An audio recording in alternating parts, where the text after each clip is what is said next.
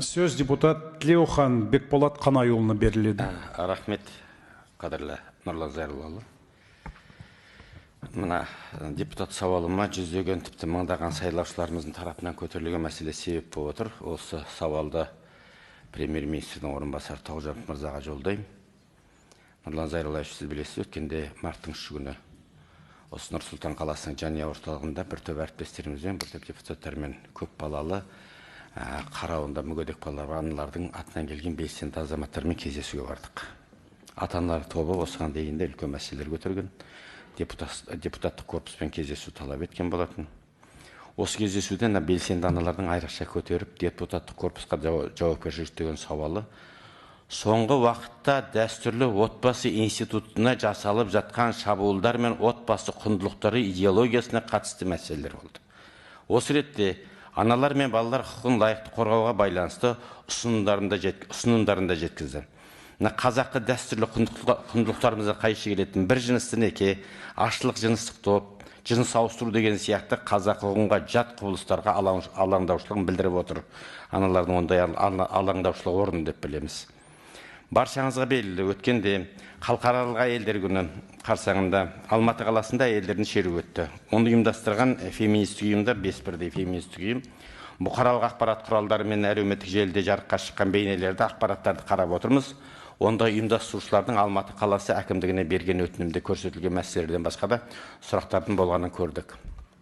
Бұл шеру бір қараған кезде тұрмыстық зорлық-зомбылыққа қарсы бір безобидный бір акция сияқтарына көрінеді. Әйелдің ары намысы құқы деген ол ел болған соң қол соғылатын жайттар болатын шығар, бірақ қазақ үшін ол қашанда қастерлі ұғым. Дегенмен осындай дұрыс бір аяулы мәселені қалқан еткен шерудің күн тәртібі негізі бағыты мүлде басқа арнаға лағып кетті. Оған бәріңіз куәсіздер.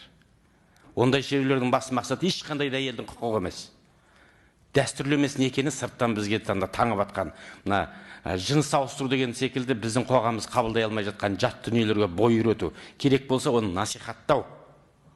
Ал енді оған біреу қарсы бола қалса, анау фоб, мынау фоб деп сен әйел құқығына қарсысың ба деп екі мәселенің құйрығына ұстап әкеп бір-бірін мибатпа жасап жүреді. Бұл нәрсені тағына көтерсеңіз, ит қуған тайшада қып күпігінің бетіндей жабыла жөнеді. Бүкіл қоғам болып. Басыңмен қайғы болып кетесің. Оны осы сол бейсілерде сөйлеген сөздерінен біліп отырсыздар. Бүкіл видеолар, көтерген ұрандары әлеуметтік желілерде тынымсыз таралып жүр. Оны біздің балаларымыздың көретінін ескерсек, ұлттық тәрбиеге қаншалықты нұқсан келіп жатқанын аңғаруға болады. Кәдімгідей қазақпен бір ерегісетін сияқты көрінеді осы сол шеруде айтқан сөздер. Қазақ айтады, қызға 40 үйден тиіп, қызға 40 үйден бостандық дейді.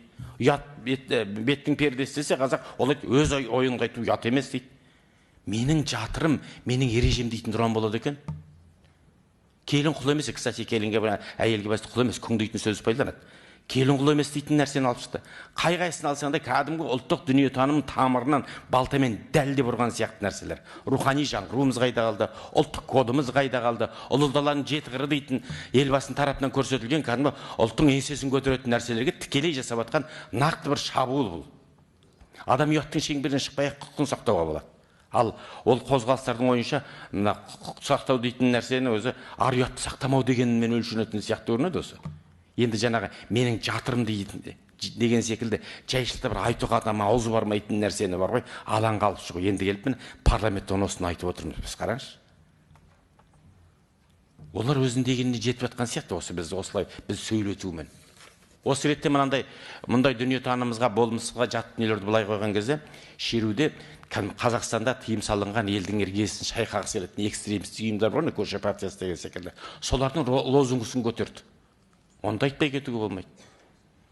Сондықтан сауал аясында сұрайтынымыз, Алматыдағы шерудің заң талаптарына сай болған болмағанын, экстремистік топтардың еркін алаңға шығуына қала әкімдігінің жол берген-бермегендігіне сараптама жасауды сұраймыз. Балаларды зиянды ақпараттан қорғау бағытында жыныстық ашылық топтың азғындығы, бір жынысты неке тәрізді құбыжық құбылыстардан сақтайтын заң нормаларын парламентке енгізуді қарастыруды сұраймын. Рахмет. Рахмет. Сөз депутат